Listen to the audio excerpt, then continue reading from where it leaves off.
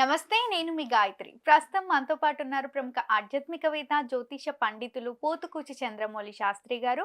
గురువుగారితో మాట్లాడి మనకున్న సందేహాలన్నీ కూడా నివృత్తి చేసుకుందాం. నమస్కారం గురువుగారు. ఓం నమ శివాయ. ఓం శ్రీమాత్రే నమ. గురువుగారు, జులై 27 తారీఖు నుంచి డిసెంబర్ 11 తారీఖు వరకు మీన రాశిలో శనిదేవుడు సాధారణంగా ఉంటూనే ఉంటాడు. మళ్ళీ అదే రాశిలో ఉండి శనిదేవుడు వక్రగతిని పొందుతున్నాడు. మళ్ళీ వక్రగతిని పొందడం వల్ల మిగతా 12 రాశుల వారికి ఎలాంటి మార్పులు వస్తాయి ఒకసారి తెలియజేయండి. తప్పకుండానమ్మా. ముందు శని భగవంతుడికి ధ్యానం చేద్దాం. ఎందుకంటే ఏ భగవంతుడి గురించి అయితే మనం చెప్పుకుంటున్నామో, లేకపోతే ఈయనే మనకి భగవంతుడు ఒక రకంగా చెప్పాలంటే. కళ్ళ ముందు అన్నీ చూస్తున్నాడు ఆయన. మనకి ఏది కావాలో అవన్నీ చేసేస్తూ ఉంటాడు కదా. ఓం శమగ్నిరగ్నిభిష్కరశ్చన్నస్తపత సూర్య శంబాతో వా త్వరపా అపస్రద. ఇది వేదమంత్రం అమ్మ. మనకి ఈ యొక్క శని వక్రించి దాదాపుగా జూలై 27 నుంచి డిసెంబర్ 11 వరకు కూడా ఈ 137 రోజులు ప్రతి రాశి వారికి వారి జాతక చక్రంలో శని యొక్క ప్రాధాన్యత ప్రభావం వలన ప్రతి రాశికి ఏదో రకమైనటువంటి సమస్యని క్రియేట్ చేస్తూ ఉంటాడు. ముఖ్యంగా అనుకున్న పనులు కాకపోవటము, ఆర్థిక నష్టాలు, అట్లాగే చేస్తున్నటువంటి వృత్తి ఉద్యోగ వ్యాపారాదుల్లో ఎన్నో రకాలైనటువంటి సమస్యలు, పెళ్ళి కాని వాళ్ళకి ఆలస్యము, పెళ్ళి అయిన వాళ్ళకి ఎడబాట్లు, అట్లాగే పూర్తిగా కర్మ అరిష్ట దోషాలు విద్యార్థులకి కానివ్వండి, సంతానలేమి అంటే సంతానము ఆలస్యం అవ్వటము, చదువుకునే విద్యార్థులకి చదువు మీద కాన్సన్ట్రేషన్ తగ్గటము, వ్యాపారాల్లో నష్టాలు, ఇవన్నిటికీ మూలం ఎవరంటే కర్మ ప్రధాత అయినటువంటి శని భగవంతుడు.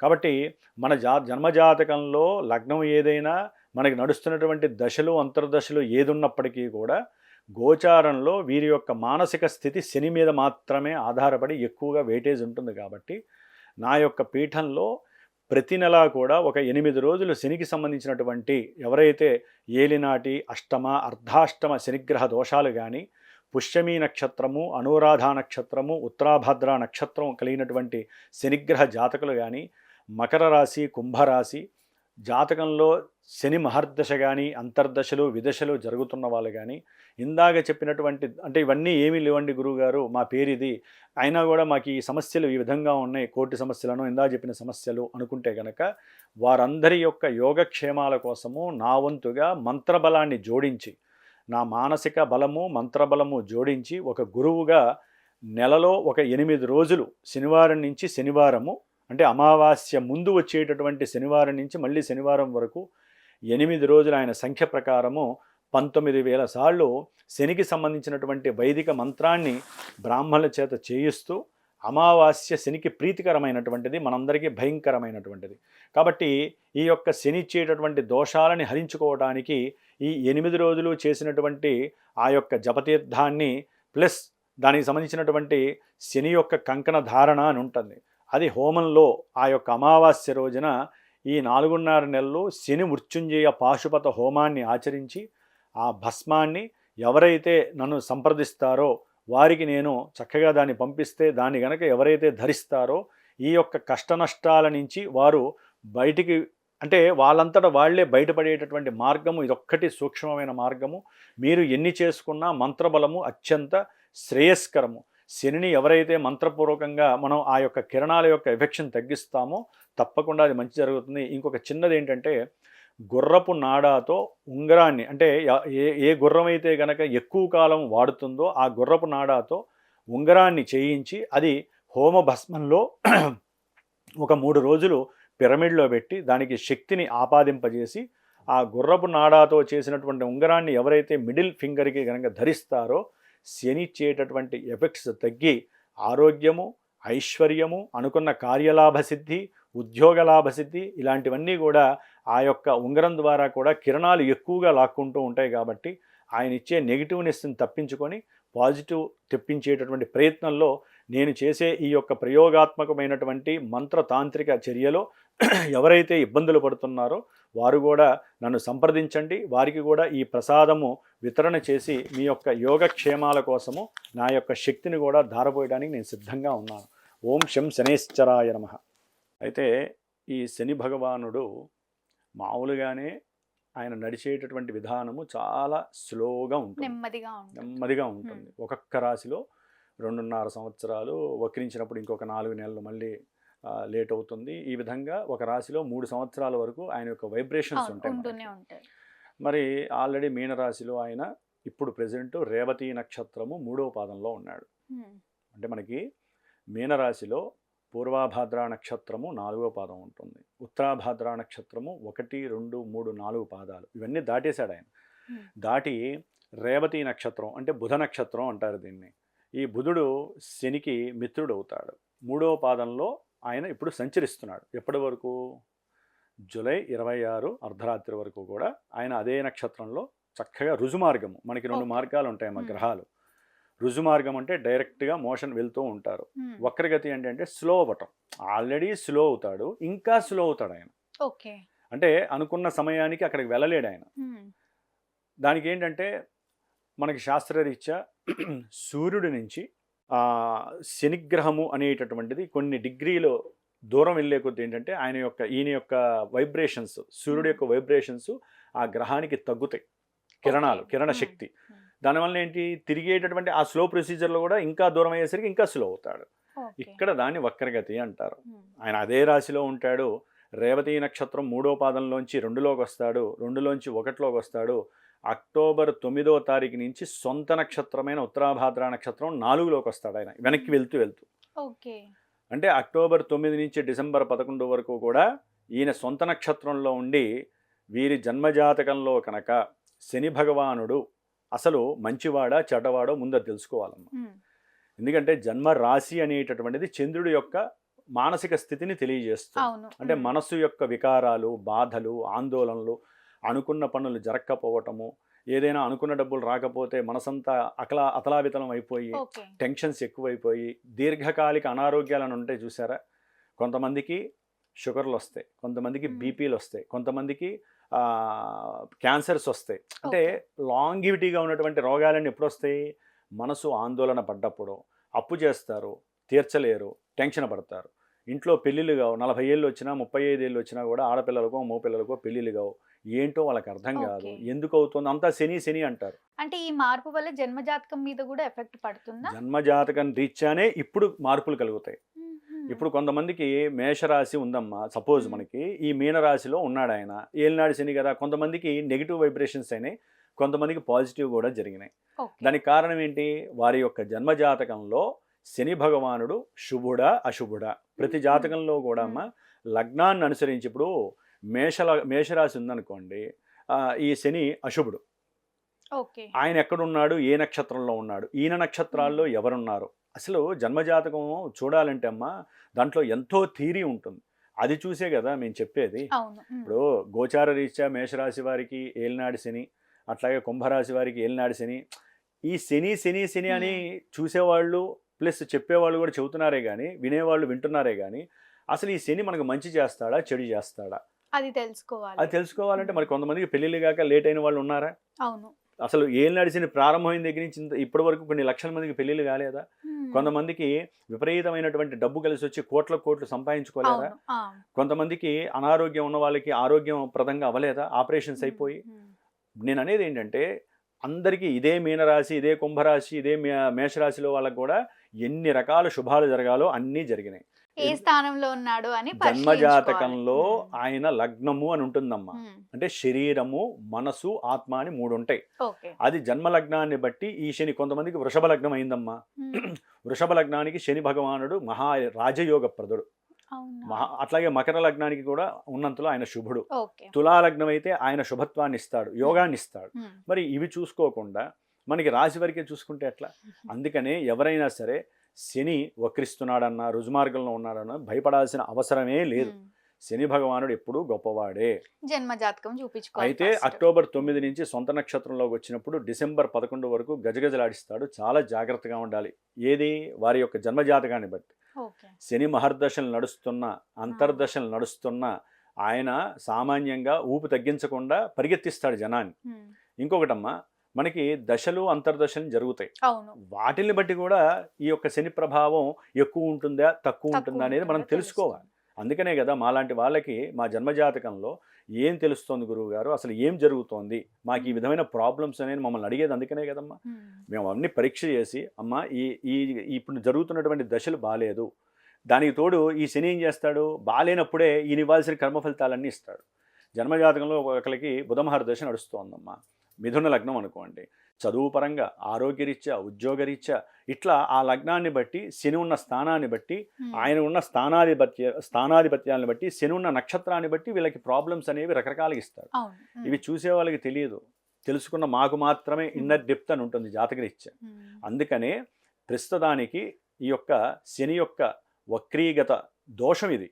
ఒక పాపగ్రహం అమ్మ జాతకంలో ఏం చెప్పారంటే జ్యోతిష్య శాస్త్రంలో, ఒక పాపగ్రహము వక్రించినప్పుడు విపరీతమైనటువంటి పాప ఫలితాలను ఇస్తాడట. అదే గనక శుభగ్రహం వక్రిస్తే అత్యంత శుభప్రదమైనటువంటి ఫలితాలు ఇస్తాడని చెప్పి జ్యోతిష శాస్త్రమే చెబుతోంది. మరి శని పాపగ్రహమేగా, ఆయన వక్రిస్తున్నప్పుడు ఆయన పరిభ్రమించే నక్షత్రాలను బట్టి పాపత్వాలు ఇస్తాడు. ఇందా చెప్పినట్టుగా కొంతమందికి, గురువుగారు మీరు చెప్పినట్టుగా మాకేం జరగలేదండి, మాకు బ్రహ్మాండంగా రన్నింగ్ అవుతుందండి వ్యాపారము, మా ఇంట్లో శుభకార్యాలు జరుగుతున్నాయండి మాకు చెప్తూ ఉంటారు కొంతమంది చూసిన వాళ్ళు. మీ రాశి ప్రకారం అని చెప్పట్లు, అందుకనే జాతకం ప్రకారం అని చెబుతున్నాం. రాజయోగం కూడా ఇస్తాడు. వక్రించినప్పుడు కొంతమందికి విపరీతమైన రాజయోగం కలుగుతుంది జాతకంలో యోగిస్తే. కాబట్టి ఇవన్నీ చాలా ఉంటాయి. కాబట్టి ఎవరైనా పరిపూర్ణంగా తెలుసుకోవాలి, ఇబ్బందులు ఎప్పుడు తొలగిపోతాయి, లేకపోతే మా కష్టాలు ఎప్పుడు తొలగిపోతాయి, మేము అనుకున్నది ఎప్పుడు సాధిస్తాము అనుకుంటే జన్మజాతకాన్ని అన్వేషించండి.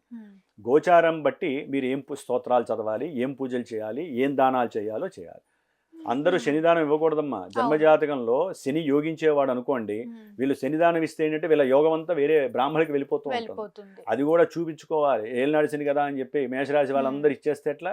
ఆయన వృషభ లగ్నం అనుకోండి, ఈ శనికి దానం ఇచ్చేస్తే వీళ్ళకి రావాల్సిన ప్రమోషన్స్ అన్ని వేరే వాళ్ళకి వెళ్ళిపోతాయి. అందుకనే ఒక జ్యోతిష్య బ్రహ్మని కలిసేటప్పుడు ఎన్ని జాగ్రత్తలు తీసుకోవాలో తెలుసా అమ్మా.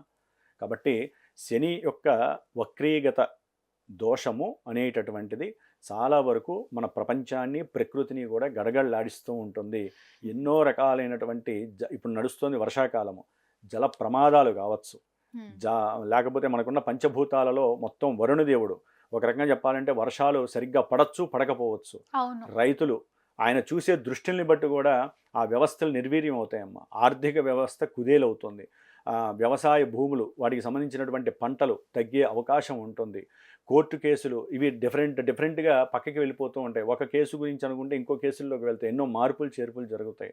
అట్లాగే ఈ దేవాలయాలు కానీ, పెద్ద పెద్ద నదీ తీర్థాలు ఉంటాయి కదా, అవి కానివ్వండి, మఠాలు, పీఠాధిపతులు, వీళ్ళకి సంబంధించి కూడా కొన్ని మార్పులు చేర్పులు విపరీతంగా జరిగజేసేటట్టు చేస్తాడు.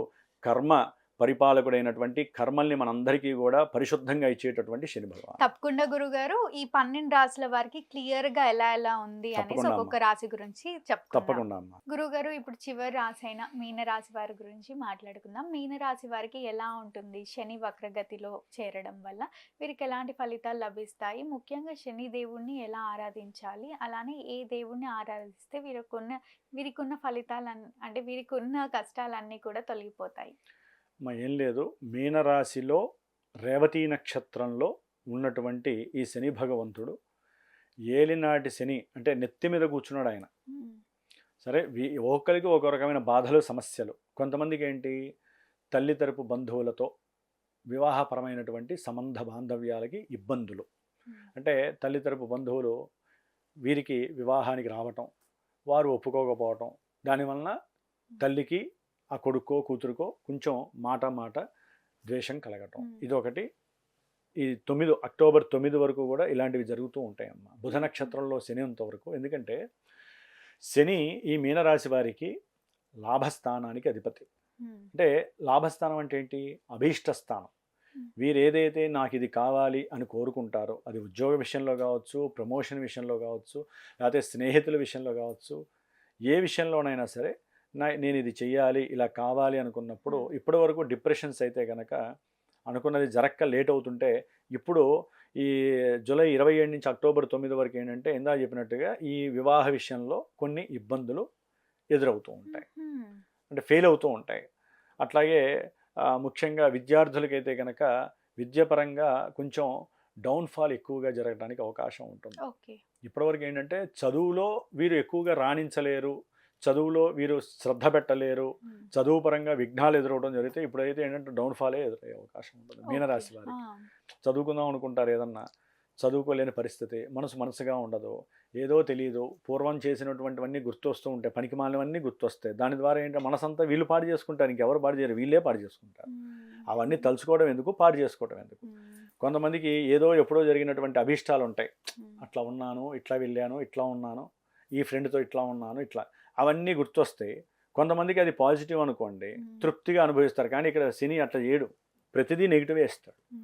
ముఖ్యంగా అప్పుడు చేసుకున్నటువంటి సంభాషణల ద్వారా వివాహం చేసుకోవాలి అనుకున్నాను అని ఆనందపడే లోపల ఈ శని వక్రించిన తర్వాత ఏమవుతుంది, వీళ్ళకి 27 నుంచి అయ్యో పెళ్ళి జరగదు, ఇంకేముంది, ఇక నేను అనుకున్న అభీష్టం నెరవేరదు, నా కోరిక నెరవేరదు. లేదా కొంతమందికి ఫ్రెండ్స్ దూరం అవటం, ఫ్రెండ్స్ నమ్మించి మోసం చేసే వాళ్ళు ఉంటారు.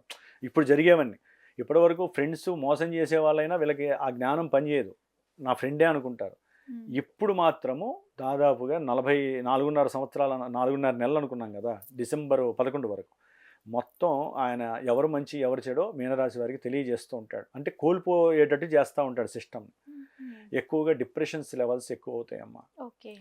మోకాలికి కింద భాగం అంతా కూడా కొంచెం ఏదో సమస్య తెలియదు, ఏ సమస్య తెలియదు, నరాలు పట్టుకుపోవటము, అరికాలకి దెబ్బలు తగలటము, దాని ద్వారా హాస్పిటల్కి వెళ్ళటము, ఇవన్నీ కూడా కొంచెం ఇబ్బందిగా ఉంటాయి, తగ్గిపోతూ ఉంటాయి కానీ ఎక్కువగా బాధలు కలుగుతూ ఉంటాయి.